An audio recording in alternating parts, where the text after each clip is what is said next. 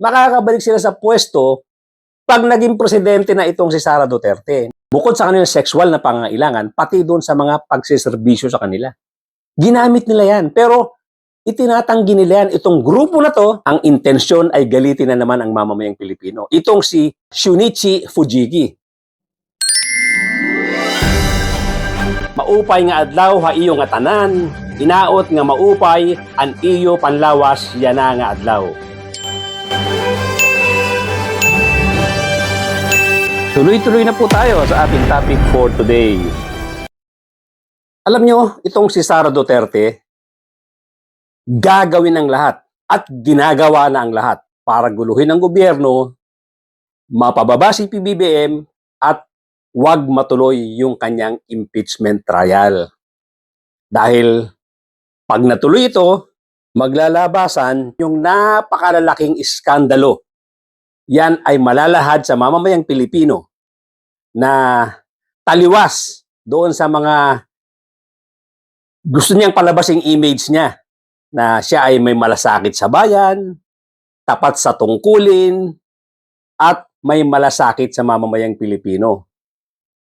Pero unang-una, doon pa lang sa stand niya na pagiging sip-sip sa China, bagsak na siya. Hindi ba? Pero ito yon ang realidad. At hindi mawala-wala sa isip niya yung 32 million votes na nakuha niya nung tumakbo siyang vice-presidente. Hindi niya nare-realize na ang tagal na nilang nananawagan ng mga rally, ng mga people power. Ilang taon na yan, walang lumilitaw doon sa pinagmamalaki niyang 32 million votes. Wala. Pati yung tao nila dyan sa ICC, doon sa Dahig, pakonti ng pakonti. Kaya itong si Sara Duterte hanggang ngayon nananaginip pa rin. Ang feeling niya, ganun pa rin siya kasikat sa mga Pilipino. Ang feeling niya, nabobola niya pa rin ang mamamayang Pilipino. Ang hindi niya na-realize, ang nabobola niya lang yung mga DDS. Kaya nga itong mga nakaraang panahon, itong mga nakaraang taon, lahat ng ginagawang pagkilos, mga paninira, propaganda, at kung ano-ano pang pagpapahina sa gobyerno, yan ang pinagkakaabalahan nitong si Sara Duterte. Nasubukan niya na lahat. Kasi ang akala nga nila, ang mga tao katulad ng mga DDS supporters nila na mga uto-uto, may hina ang kokote, at mga fanatic. Katulad nga ng mga tagahanga niya. Yun ang mga sumasaksak sa isip nila. At siyempre, itong mga politicians na hindi naman ganun ka hihina ang kokote. Oh my God. Pero naniniwala pa rin sila na itong si Sara Duterte ay magiging presidente, kaya ganun na lang ang pagsuporta nila. Dahil gusto nila magkaroon sila ng pwesto sa gobyerno. Oh my God. Yang paglabas ng mga sinasabing 18 Marines, na hindi naman talaga Marines lahat, at karamihan dyan ay may mga dishonorable discharge na kaso. Lahat ng yan, pati yung paglabas nitong si Sergeant Gutesa, lahat ng yan, effort yan para pahinain, hiyain ng gobyerno. Wow. Lahat ng yan.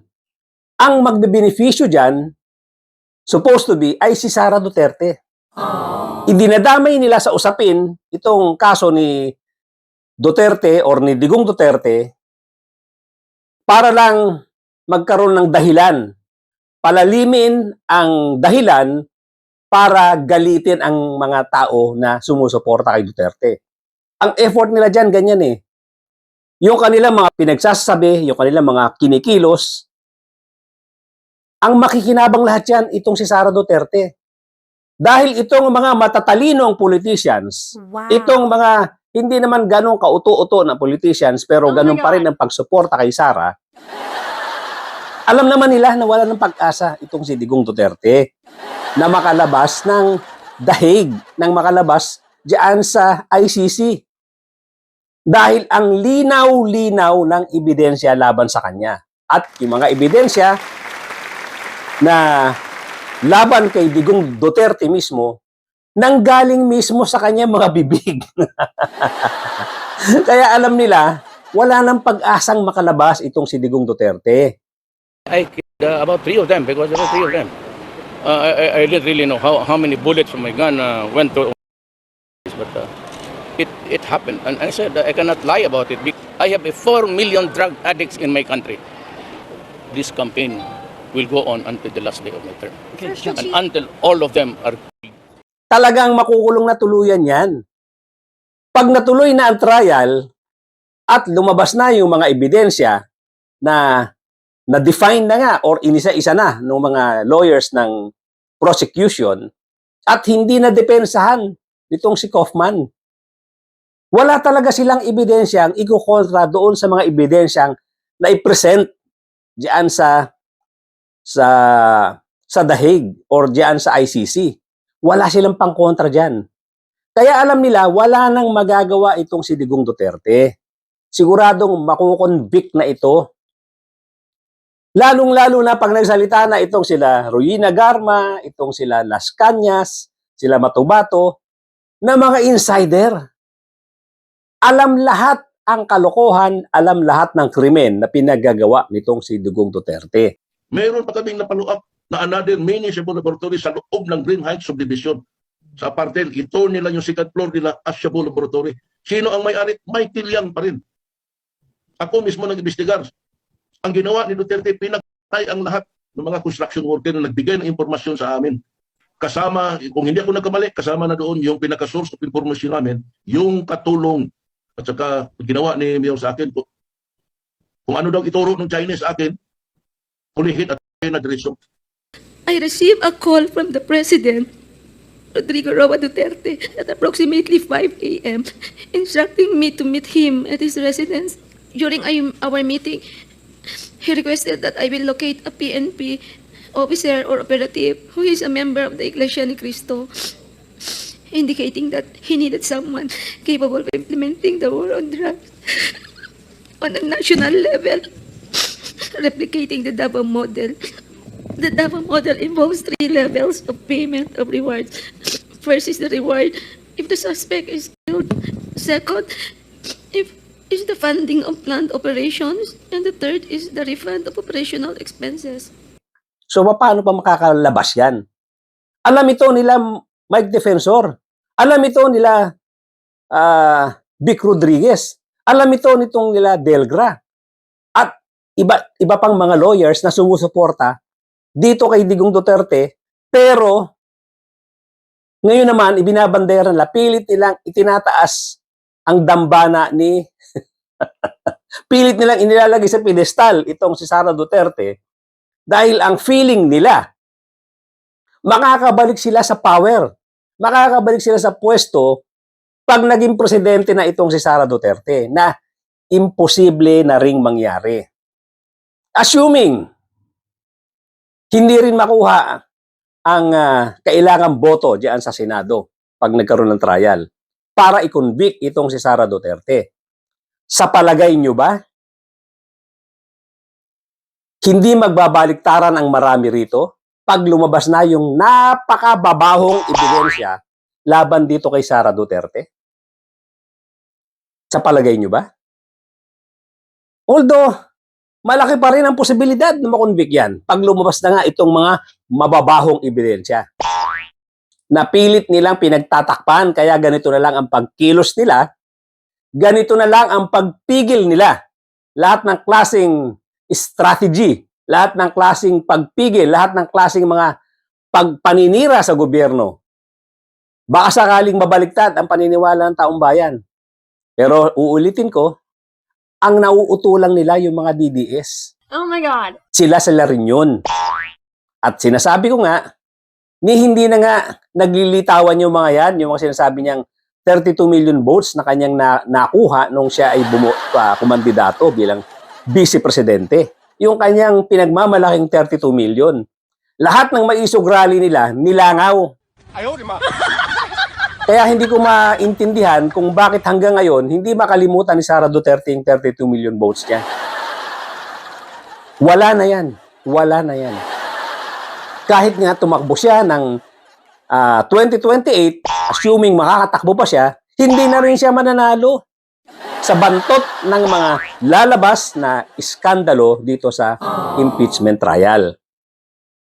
At ngayon nga, may naisip na naman silang bagong paraan para galitin ang mamamayang Pilipino. Oh my God. Para baka sakali nga maiskandalo na naman itong si PBBM at maniwala ang mga sundalo, magalit at magkudita. Ito yung mga lagi naman ang kanilang nasa hindi matanggal sa isip nila yan. Mula pa yan sa kanyang tatay na si Digong Duterte. Oh my God. Hoping yan na magkaroon ng kudita, suportahan sila ng mga sundalo, ng mga pulis, dahil ang pinagmamalaki ni Digong Duterte, siya daw ang nagbigay ng malaking sweldo dito sa mga sundalo at sa mga Wow. kapulisan. Pero, hindi naman ganun katanga ang mga sundalo. Hindi ganun katanga ang mga pulis. Unang-una, Digong Duterte, hindi mo naman pera ang ipinamudmud mo, hindi mo pera ang ang itinaas mong sweldo para sa mga sundalo na to. Kung deserve nila yan, pagtaas ng sweldo, deserve nila yan. Hindi dapat tanawin na utang na loob yan sa isang presidente dahil trabaho mo yan. Kung ang evaluation mo ay dapat itaas ang sweldo ng mga to, di dapat itaas ang mga sweldo nila. Hindi dapat yan tatanawin na utang na loob. Pero ganitong mag-isip yan, mag-ama. Itong si Sara Duterte at itong si Digong Duterte, ganyan sila mag-isip. Yung ibinibigay na pabor sa mga tao, dapat babalikan mo or ibabalik mo sa kanila. Pero dahil nga sa pagiging makatsina ninyo, mag-ama kayo. Dahil nga sa pinapakita niyong sobrang suporta sa China. At ang lumabas na mga iskandalo ng pagnanakaw, lalong-lalo na nung nagkaroon ng pandemic. Hindi naman bulag ang mga sundalo, hindi bulag ang kapulisan para hindi nila makita na may katotohanan ang bintang sa'yo na nagkaroon ng malaganap or malawak na pagnanakaw. Especially itong mga nakapaikot sa yung mga Chinese na ang liit-liit ng puhunan doon sa kanilang kumpanya, pero bilyon-bilyon ang inaward mong kontrata doon sa pamimili ng mga kagamitan dyan sa pandemic. Kitang-kita ng kapulisan yan, kitang-kita ng mga kasundaluhan yan. Kaya, yung pag-asa mo na itong mga to ay magiging unprofessional, babaliktad para suportahan ka, para pababain si PBBM ay hindi talaga mangyayari. Sara Duterte, hanggang sa'yo, yan pa rin ang iniisip mo. Yan pa rin ang pinapangarap mo na suportahan ka ng mga sundalo, suportahan ka ng mga pulis, para pababain si PBBM. Hindi nga mangyayari yan. Professional ang mga sundalo at alam nila, ang inuuto-uto nyo lang or ang kaya nyong utuin, yung mga DDS. Of course, may mga ilan-ilan dyan, kahit mga general, nakikita naman natin, pati doon sa mga retired generals, in full support kay Digong Duterte. Pero yung mga nasa pwesto, hindi mo kayang pabaliktarin yan. Dahil lang doon sa mga sinasabi mong ikaw ang nibigay ng mataas na sweldo. Hindi mo pera yan, Digong Duterte. At nakita din nila kung paano mong suportahan ng China. Wow. Ang daming nangyari dyan sa West Philippine Sea na kayong mag-ama, hindi nyo binigyang malasakit ang mga Pilipino. Pinagtatanggol nyo pa ang China. Ngayon, balikan natin itong yung sinasabi kong Hapon na ginagamit nila ngayon para magkaroon ng panibagong istorya na ang intensyon ay galitin na naman ang mamamayang Pilipino. Itong si Shunichi Fujiki.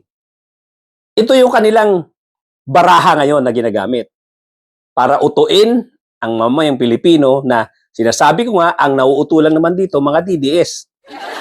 At baka sakali na naman, ma-destabilize ang gobyerno at magkaroon na revolusyon na pinapangarap nila.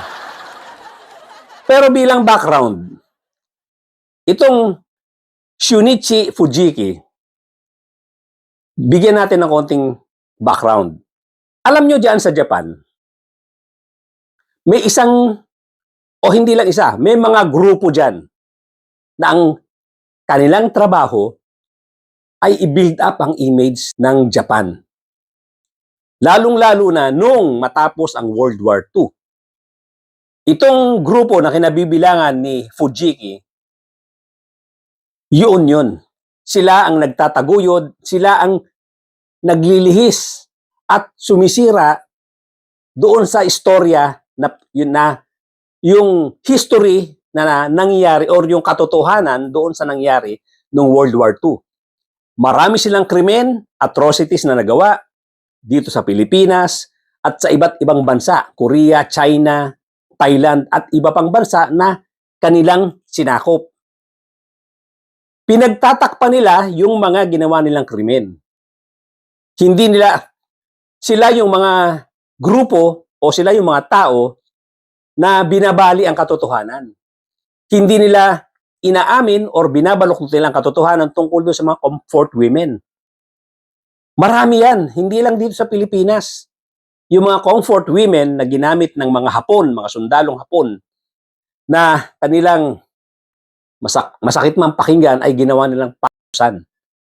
Nung sila ay pumasok sa mga bansa natin, bansa ng Korea, bansa ng China, bansa ng Thailand at iba pa, ginawa nilang alipin ang mga kababaihan.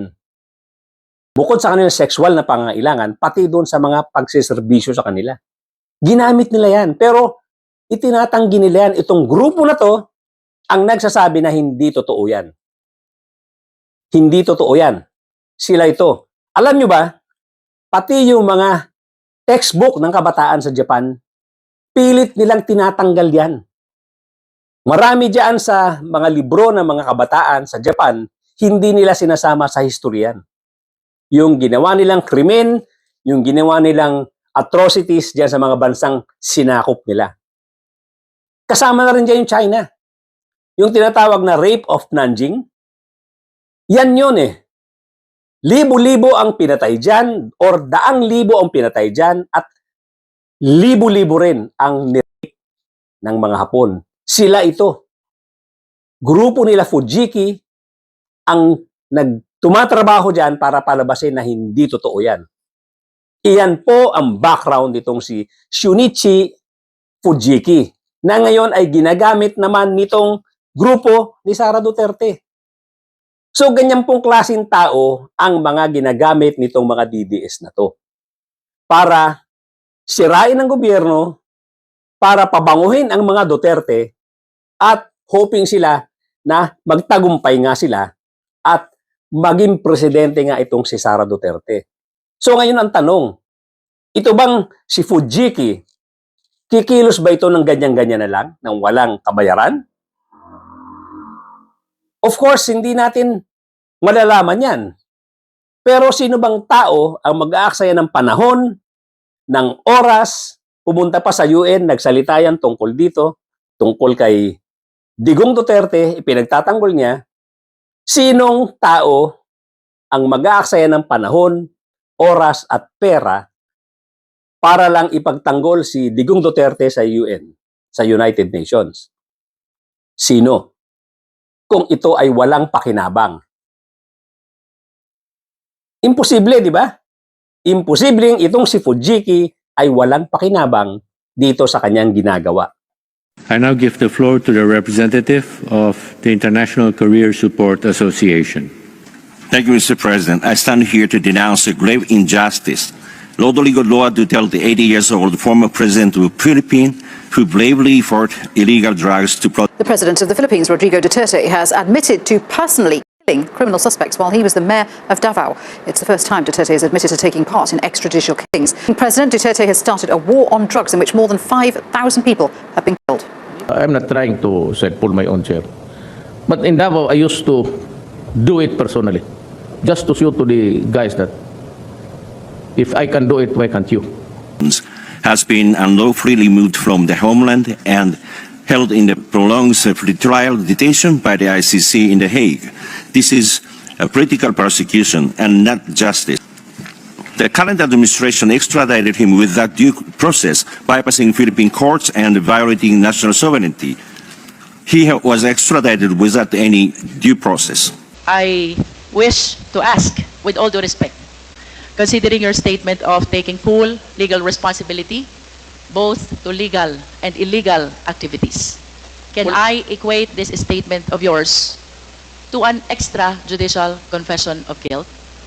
Well, in a sense, yes. Wala na akong magawa eh.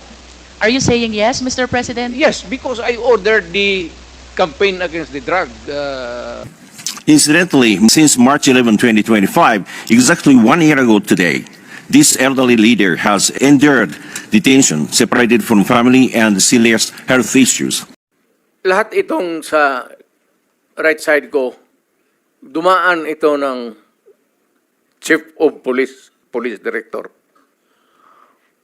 Puro commander ng death squad yan.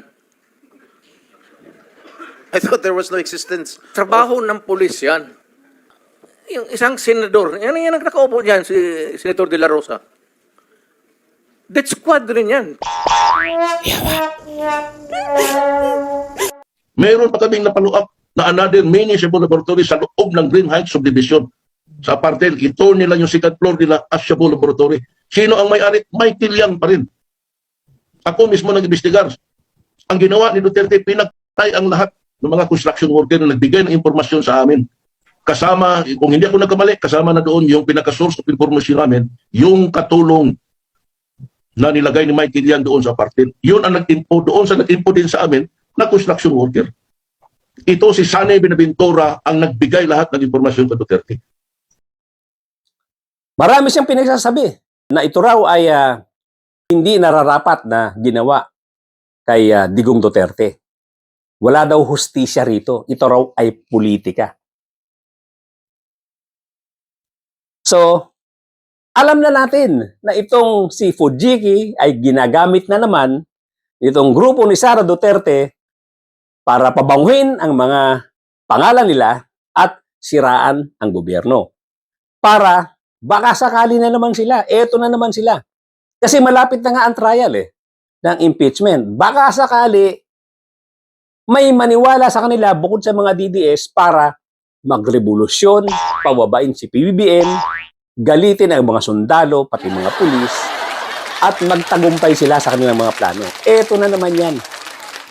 The same old story, the same strategy na pinaiiral, na gagawin na naman, or ginagawa na naman nitong kampo ni Sara Duterte. Dahil, ito na nga ang kinakatakutan niya. Yung paglabas ng mga ebidensya diyan sa impeachment proceedings, diyan sa impeachment trial, na malalaman ng mga mamamayang Pilipino ang buong katotohanan, taliwas doon nga sa ipinagmamalaki niyang siya ay isang malinis na leader, siya ay matapat na leader, at siya ay pro-government at pro-Philippines. Wow. At walang bahid ng pagnanakaw or walang bahid ng korupsyon. Etong mga ebidensyang lalabas diyan sa impeachment trial na yan, eto na ang magdidiin sa kanya.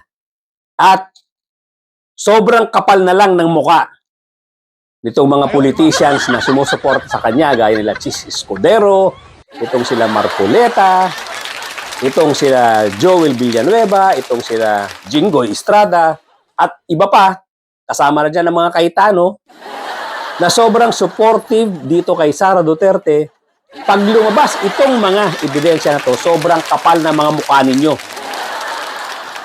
Kung ang pagsuporta pa rin ninyo ay kay Sara Duterte. Sobrang kapal na ng mukha nyo at sobrang disregard na yan sa krimen na makikita ninyo sa ginawa niya mga pagnanakaw at iba't iba pa mga krimen. Kung kayo ay susuporta pa rin sa kanya, sobra ng pangwawalang hiyayan sa mga mamamayang Pilipino.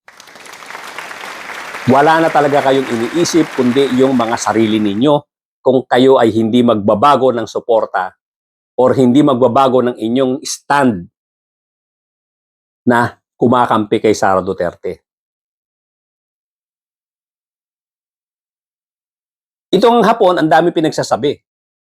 Pero ang dali-dali namang i-debunk ng kanyang mga pinagsasabi. Unang-una, imposible naman na may mas alam ka pa sa mga Pilipino tungkol dito sa mag-ama na to.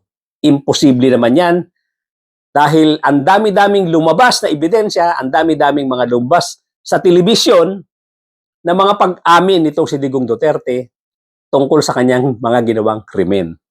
Kaya itong ginagawa nitong si Fujiki ay halatang-halatang ginagamit lang siya or although wala nga tayong ebidensya, ay malamang binayaran lang siya para magsalita para on behalf of Digong Duterte para again doon sa plano nilang destabilization. Yun lang ito eh. Ang dami niya pinagsasabi na imposible naman na mas marami pa siyang alam sa mga Pilipino na napakinggan lahat ng mga pag-amin, lahat ng mga ebidensyang lumabas sa telebisyon, lahat ng mga testimonies na magdidiin kay Digong Duterte diyan sa ICC. Wala nang lusot itong si Digong Duterte diyan. At alam din ni Sara Duterte yan. Kaya itong mga pinagagawa nilang mga effort para i-destabilize ang gobyerno, para pabanguhin ang kanilang image, wala namang pakinabang na si Digong Duterte diyan. Alam nilang hindi na makakalabas yan. Ang makikinabang dito, yung candidacy nitong si Sara na gusto nilang iligtas. Gusto nilang maging presidente si Sara Duterte dahil na rin sa ambisyon nila na pag naging presidente si Sara Duterte, balik sila sa pagiging hayahay na buhay. Oh my God. Wow. Lahat ng gusto nila, magagawa nila. Lahat ng gusto nilang pwesto, makukuha nila. Yung kanilang mga anomalya ay maliligtas. Yung kanilang mga anomalya ay mabubura. Yung anomalya nitong sila Joel Villanueva, Chis Escudero, Jingo Estrada at iba pa ay kayang burahin pag naging presidente itong si Sara Duterte. Kaya tayo mga mamayang Pilipino, papayag ba tayong mangyari yan? Alam kong hindi. Kaya bantayan natin ang kilos ng mga ito. Huwag natin basta-basta paniniwalaan ang mga banat itong si Shunichi Fujiki na alam natin ginagamit lang ito ng Japanese government para pagandahin ang image ng Japan at ngayon ginagamit nitong sila Sara Duterte para galitin ang mga mamamayang Pilipino. Hanggang dito lang po muna mga kapatid, mga kabayan. Thank you so much for joining me today. At doon po sa mga bago lang sa aking channel, kindly subscribe. Malaking tulong po ang inyong subscription. Wala namang pong bayad yan sa YouTube. At yung inyong pag-like at inyong mga comment at pag-share sa inyong mga kakilala, mga kaibigan para malaman kung ano na yung ating discussions dito. Thank you so much once again, ladies and gentlemen at mga kapatid, mga kababayan. Again, please subscribe. Magkita-kita po tayo.